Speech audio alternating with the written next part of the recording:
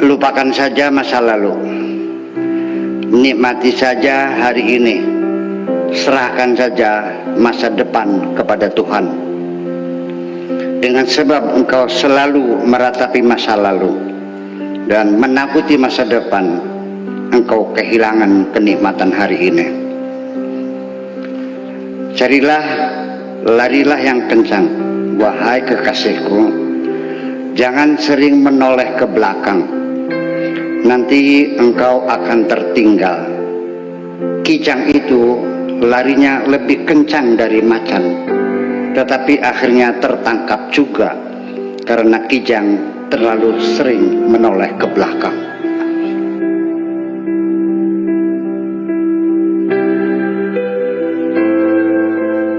Di dalam Al-Quran dikatakan wa atimus siyama ilal laili, sempurnakan puasa itu sampai malam yang sempurna.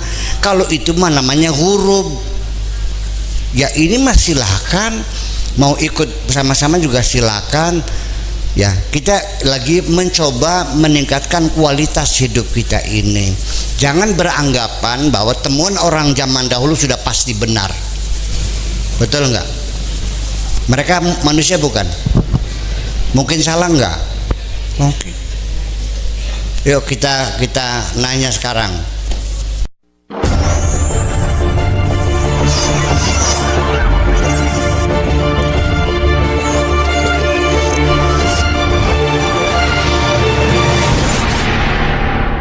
Salam Buya. Ya. Di awal mukadimah tadi, Buya mengatakan antara siam dan saum. Nah, bagaimana kita mengakhiri buka puasa? Apakah setelah adzan atau setelah sholat atau menunggu gelapnya malam? Nah, karena kita kalau di masjid ya, adzan Allahu Akbar memang langsung minum. Terus bagaimana hukumnya, atau apakah puasa kita ini akan sia-sia dalam satu hari, sedangkan puasa kita adalah 1 bulan penuh bagi yang tidak halangan? Apakah kita nanti mau qadha atau setelah, bagaimana Buya? Begitu pertanyaannya. Wassalamualaikum warahmatullahi wabarakatuh. Begini, jangan sampai berpengertian kalau begitu umur saya 60 tahun berarti saya harus qadha puasa saya 50 tahun. Ngaco sih nama. Begini, ibu-ibu sekalian, tradisi puasa sekarang di alam dunia ini kan begitu. Sebelum azan maghrib Allahu Akbar, ini makanan sudah di tangan, sudah mangap. Begitu dung lep, kan begitu. Sedangkan di dalam Al-Quran dikatakan wa atimus siyama ilal laili, sempurnakan puasa itu sampai malam yang sempurna. Kalau itu mah namanya huruf. Ya ini mah silakan, mau ikut bersama-sama juga silakan. Ya kita lagi mencoba meningkatkan kualitas hidup kita ini. Jangan beranggapan bahwa temuan orang zaman dahulu sudah pasti benar. Betul nggak? Mereka manusia bukan? Mungkin salah nggak? Mungkin. Yuk kita nanya sekarang. Orang sealam dunia nih baca Al-Fatihah itu dipotong-potong. Alhamdulillahirabbil alamin, Ar-Rahmanir-Rahim, Maliki Yaumiddin. Begitu nggak? Begitu nggak? Coba ibu lihat Al-Qur'annya. Ayat Alhamdulillahirabbil alamin, ada ayat, di atas ayat itu ada lam alif. Coba dilihat maknanya apa, tanda itu tuh. Itu S strip, dilarang berhenti. Namanya alamatul waqfil mamnu, tanda tidak boleh berhenti. Wal asri innal insana lafi khusrin. Boleh nggak mandek di situ? Boleh nggak innalillahi fi khusrin mandek di situ? Nggak boleh, harus langsung illa. Betul nggak? Kenapa di surat yang lain setiap ada la mandek, kenapa di Fatihah dipotong-potong? Itu pertanyaan saya. Masih dipakai nggak alamat ini? Kalau nggak ya buang-buang aja, udah nggak usah. Tetapi para ulama, para sholihin yang membuat tanda baca itu saking pinternya mereka bahwa ini tidak boleh berhenti. Apa alasannya? Karena Ar-Rahmani itu sifatun lilafdzil jalalah. Jadi antara sifat dan mausuf tidak boleh dipotong karena akan merubah arti. Ya kan? Terus gimana? Ya pokoknya ya wes, kalau pokoknya tinggal lunga. Saya kalau ketika berdebat, pokoknya saya tinggal pergi. Gerpenti ngising. Maka sih debat itu jangan pokoknya dong. Ar-Rahmani itu adalah sifatnya lillahi. Jadi kalau berhenti boleh silakan, tapi istiqnaf menjadi Ar-Rahmanur Rahimu, bukan Rahmani. Nanti gimana Arabnya? Ar-Rahmanu sebagai khabarun li mubtada'in mahdhuf taqdiruhu huwa wal jumlatu minal mubtada' wal khabar fi mahalli jarin sifatul lafzil jalalah, kan begitu. Atau sebagai maf'ul bihi Ar-Rahman Ar-Rahim, itu boleh. Sebagai apa? Sebagai maf'ulun bihi li fi'lin mahdhufin a'ni Ar-Rahmana wal jumlatu minal fi'li wal fa'ili wal maf'ul fi mahalli jarin juga sifatun lil lafzul jalalah. Paham beli makanan ke? Ya kan? Ini jadi masalah. Dari mana gitu? Udah sekarang gini, saya bikin surat kepada wali kota.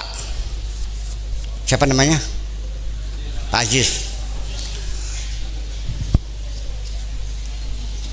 Bapak wali kota Cirebon yang saya hormati bersama, surat ini saya sampaikan. Kayak begini. Harusnya gimana? Bapak wali kota yang saya hormati, bersama surat ini, kan begitu. Ini Pak Bupati yang saya hormati bersama, rusak enggak? Tolong ibu-ibu, tanda baca Al-Quran dihormati dan diikuti, karena itu berdasarkan ilmiah, kajian ilmiah. Jangan meringankan kajian ilmiah. Mereka udah capek kerja siang malam untuk menolong kita ini, ngapa nggak dipakai? Nih,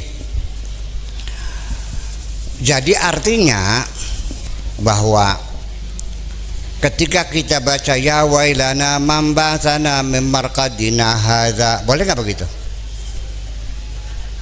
Ma wa'adar rahmanu wa sadaqal mursalun, boleh begitu? Ya wailana mambatsana min marqadina hadza ma wa'adar rahmanu wa sadaqal mursalun. Seharusnya gimana? Ya wailana mambatsana min marqadina hadza ma wa'adar rahmanu wa sadaqal mursalun. Itu kan begitu.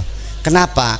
Sakta itu artinya yang mengatakan ya wailana mambatsana min marqadina, aduh ini siapa yang membangunkan kami sedang enak-enaknya tidur ini. Itu yang berkata orang yang dibangkitkan dari alam kubur. Lalu malaikat menjawab hadza ma wa'adar rahman wa sadaqal mursalun. Ini namanya kiamat gitu. Makanya sakta mandek kasih koma, nggak boleh langsung.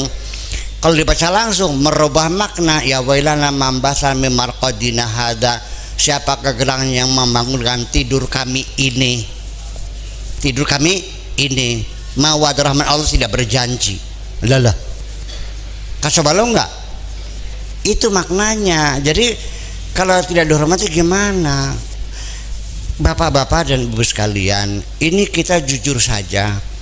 Saya ingin ada peningkatan kualitas kita beragama. Agama yang damai, agama yang sejuk, agama yang tidak pernah mencaci maki siapapun, tidak ada dendam dan kebencian. Betul enggak? Itu yang saya harapkan. Ini di mana-mana rebutan basmalah. Di sini kalau ada imam Allahu Akbar tidak baca Bismillahirrahmanirrahim lagi, langsung alhamdulillahirabbil alamin, nggak ada bismillah. Dipecat nggak? Jujur nih, pecat nggak? Pecat. Saya juga dulu punya imam di Indramayu, anak buah saya, gara-gara sholat subuh nggak baca basmalah, langsung alhamdulillah pagi-pagi dapat surat dari DKM ucapan terima kasih. Mananya Pak? Dipecat. Kenapa? Di sana juga sama. Kalau yang baca basmalah dipecat juga. Alasannya karena basmalah bukan bagian dari surat Al-Fatihah. Langsung alhamdulillah. Nah, ini rebutan saling pecat memecat hanya karena rebutan basmalah. Bismillahirrahmanirrahim. Fatihah atau bagian Fatihah atau bukan bagian Fatihah? Saya mau nanya, ketika imam mengatakan waladdallin amin, tidak dipertengkarkan oleh umat Islam amin ini. Padahal amin itu Fatihah bukan? Kenapa tidak dipertengkarkan? Kelalaian barangnya mau. Lupa untuk mempertengkarkan semuanya. Jadi kita itu bertengkar dicari-cari sebetulnya mah. Betul enggak? Udahlah nggak usah bertengkar. Jadi bagaimanapun sholat kita nanti, ibu sekalian, jangan meyakini ini baca sudah benar, pahalanya. Nggak usah ngitung pahala, Bu. Rendahkan hatimu di hadapan Allah. Assalamualaikum, mintalah Rabbana taqabbal minna sholatan, ya Allah mohon ditampi sholat kami, gitu dong. Jangan setir yakin dibayar sama Allah, enak aja diterima aja udah untung kok. Jadi maknanya kalau kita, saya kan bertanya, nawaitu sauma ghadin, niat ingsun puasa dina sukiki sauma, kata di Al-Qur'annya apa ngomongnya? Kutiba alaikumus, sudah berubah.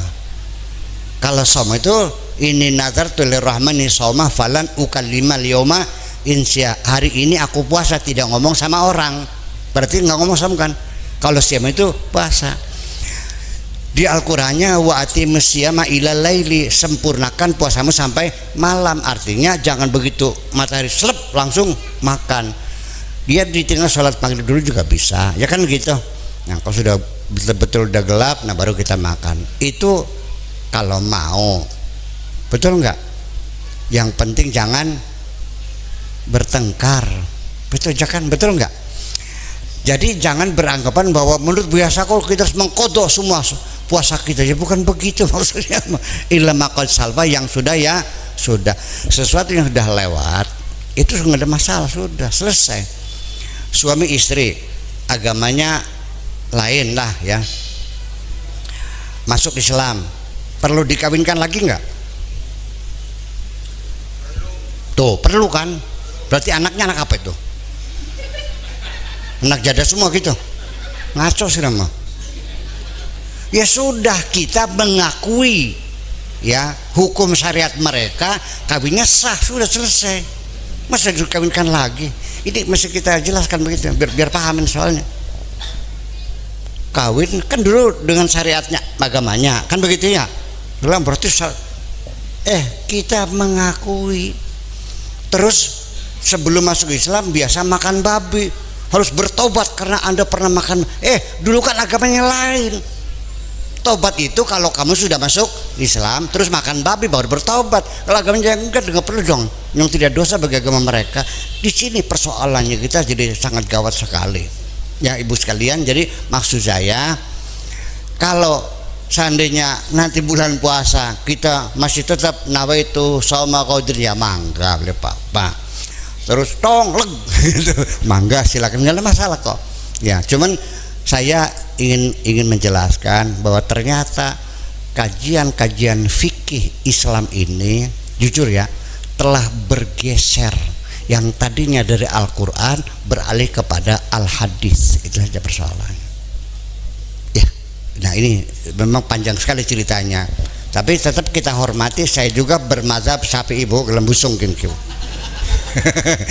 barangkali ya NU bagian beli aku kah. Iya sampai gitu. Jadi ibu sekalian, maksudnya begini, kalau ibu mau tetap begitu tong leg, ya mangga silakan. niat nawaitu sama qadin juga ya silakan, nggak ada masalah. Tapi saya mau bertanya, ini firman Tuhan masih relevan enggak? Bahwa atimus sauma ilal laili, atimus siyama ilal laili. Kalau masih relevan ya mangga, kalau enggak ya enggak ada masalah. Nah, nih ibu sekalian, terakhir mau saya sebagai statement closing, bahwa kajian-kajian fikih itu Bu, itu dimulai Imam Syafi'i itu lahirnya tahun 125 Hijriah, baru lahir, ya kan? Berarti abad keberapa? Sudah abad yang kedua baru Imam Syafi'i lahir. Enggak pernah ketemu sama kanjeng Nabi. Ijtihadnya berdasarkan pikiran-pikirannya. Sekarang saya mau nanya, Imam Syafi'i ditanya, ada muda-mudi berzina, lalu hamil, lalu lahir. Ini namanya anak apa namanya? Di luar pernikahan lahir, anak apa namanya? Anak jadah. Non? Anak haram.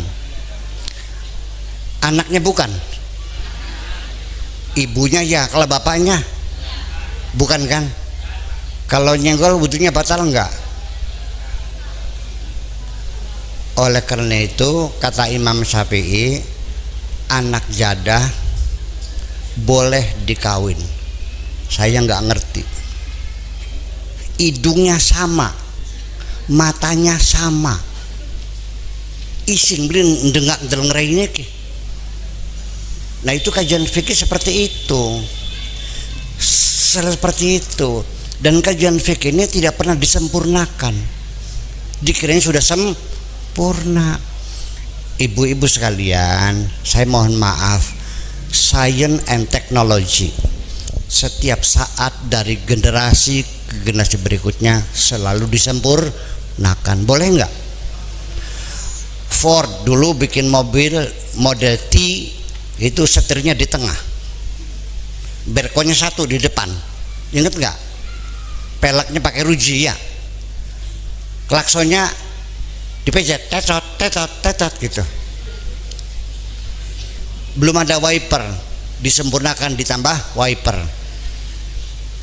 disempurnakan lagi 2 tahap, pelan dan kencang, disempurnakan lagi pelan, sedang, kencang, terakhir pakai sensor. Kalau hujannya besar kencang, hujannya kecil pelan, lampunya merah berhenti. Banyak diganti lagi, disempurnakan. Dalam ilmu pengetahuan teknologi selalu dibangun pembaruan, revisi disempurnakan. Tapi dalam kajian-kajian fikih macet sampai ijtihad diharamkan, tidak boleh diperbaharui. Ini yang jadi persoalan. Paham nggak? Hukum Islam di sana, perempuan tidak boleh keluar rumah. Sekarang gimana hukumnya nih? Jujur aja nih mah. Di Arab haram, di sini tidak. Ya, kalau haram bubar majelis taklim ibu-ibu nih. Betul nggak Pak? Nah itu makanya kita ini orang Indonesia, betul nggak? Di sini mah perempuan di pasar Kanoman yang dagang kebanyakan laki-laki perempuan. Di Arab boro-boro dagang, sholat berjamaah saja harus minta izin sama suaminya. Mau diterapkan begitu di sini? Amit-amit kin mah. Iya dong. Di sana kalau perempuan jatuh sakit tidak dikasih nafkah. Fikih nih. Alasannya apa? Karena tidak bisa dipakai. Kejam gak tuh? Mau dipakai di sini? Gak bisa. Nah makanya kita di sini Indonesia, alhamdulillah Pak, kita punya keberanian untuk merevisi hukum-hukum Islam yang sudah tidak layak untuk daerah kita ini. Kita bikin undang-undang pernikahan Indonesia. Betul nggak? Dulu anak kecil boleh dikawinkan, undang-undang yang baru dilarang. Betul? Setuju nggak? Oke. Dulu kawin paksa boleh, sekarang kita larang. Setuju nggak? Dulu suami seenaknya saja mencari istrinya tanpa ada hak pembelaan, dianggapnya sah caranya. Sekarang dirubah, diproses di pengadilan. Setuju nggak, Bu? Enak nggak? Dulu undang-undang perkawinan ketika digulirkan, umat Islam pada demo, alasannya waman lam yahkum bima anzalallah faulaika humul kafirun. Kita membela perempuan, melindungi perempuan, mereka juga makhluk seperti kita, punya hati dan perasaan. Mana mungkin dikawin paksa dengan orang lain? Wali mujbir dicabut sekarang, udah nggak ada. Demi keadilan, demi kemanusiaan. Ayo ngelawan gulet ya, ayo. Nah, maksudnya seperti itu, paham nggak? Nah, ini maksud saya, kalau kita tidak melakukan pembaruan dalam agama Islam, nanti anak cucu kita semakin cerdas, ya. Kemudian mereka merasakan Islam itu tidak adil seperti ini. Saya khawatir mereka pada murtad nantinya. Siapa yang bertanggung jawab? Betul nggak? Iya dong, bertanggung jawab. Makanya ya Allah, enak baik wong lanang kawin maning oli ci. Kalau orang perempuan berselingkuh dengan orang lain dipecel, Bu, atau disate. Tapi kalau laki-laki suami berselingkuh dengan perempuan lain dibilangnya sunnah Rasul. Dok belikin ke. Ya saya mau bertanya, menyakiti hati istri itu betul sunnah Rasul tuh? Ada pahalanya nggak menyakiti hati istri? Lelaki tidak merasa berdosa, istrinya menangis sakit hatinya, dia kencang, ini sunnah Rasul. Saya tidak melarang poligami, tapi nafsumu jangan kau katakan sunnah Rasul. Betul nggak, Bu? Iya, lo sagempore, tapi jangan gabang-gabang daging waras gitu. Ya gitulah maksud saya. Jadi ibu sekalian, tetap saja pada akhirnya sebagai kesimpulan bahwa Islam kita di Indonesia sangat berbeda dengan Islam yang ada di negara Islam yang lainnya, Bu. Punten, Islam itu dari sejak awal Nabi meninggal dunia sudah perang saudara, pecah kongsi. Betul nggak? Sayyidina Ali dengan Abu Bakar, dengan Umar, Utsman. Sayyidina Abu Bakar mati keracun, Sayyidina Utsman mati ditusuk, Sayyidina Abu Bakar mati disusuk, Sayyidina Utsman mati dibasok, Ali mati digebugin, istrinya mati digencet, anaknya mati disembelih. Sampai sekarang perang saudara antar umat Islam. Di Yaman, negara Arab yang paling miskin, terbakar, kelaparan mereka. Negara Arab paling miskin, boro-boro dikirimin makanan, malah dikirim bom oleh negara yang kayanya. Irak ludes, Syria porak-poranda, Libya masih berdarah-darah. Semua negara Islam perang saudara, berebut mazhab-mazhab semacam ini. Ternyata umat Islam yang paling damai adalah di negeri kita ini. Betul nggak? Anda beli paten-patenan? Nggak ada. Tapi Pak Lurah mesti diwaspadai. Memang belum saling membunuh, tapi sudah mulai caci-mencaci ini. Makanya kita cegah, jangan berkelanjutan. Yuk sudah, sekarang kita sebagai bangsa Indonesia dan Islamnya berbeda dengan Islam mereka. Nah untuk itulah maka diberi nama Islam Nusantara. Bagi saya belum sepakat Nusantara, tapi saya dapat memahami bahwa memberi nama Islam Nusantara ini bukan bikin agama baru, tapi memberi nama praktek agama yang sudah ratusan tahun di negeri ini diberi nama Islam Nusantara. Bukan bikin Islam baru, bukan. Tahlilan sejak kapan? Marhabanan sejak kapan? Kunutan sejak kapan? Mupati sejak kapan? Mitung bulan sejak kapan? Nadranan sejak kapan? Ngira berbobakasan kelangka bengen kali kalian kan nang berbobakasan kan hilang ya wis ya. Nah, ini semuanya laki perempuan kumpul dalam majelis taklim. Ini diberi nama Islam Nusantara dari dulu, dari mulai kawin suami bawa uleg, istri bawa coet, wong lanang gawa pacul, rabi gawa pecok, wong lanang nutu, wadon nepeni, kan begitu sejak dulu. Nah, Islam semacam ini namanya Islam Nusantara. Jadi bukan membuat Islam yang baru. Sudah kita maklumi. Karena bagaimanapun Islam kita Islam yang paling damai. Semuanya itu. Itulah makanya yuk kita rawat kebersamaan ini. Jangan menimbulkan gara sholat yang tujuannya untuk persatuan, malah akhirnya terbalik gara-gara sholat kita menjadi bertengkar. Yuk hari ini kita nyatakan bahwa ibadah sholat kita kembalikan fungsinya sebagai alat pemersatu umat, bukan untuk memecah belah umat. Terima kasih, gitu saja. Assalamualaikum warahmatullahi wabarakatuh.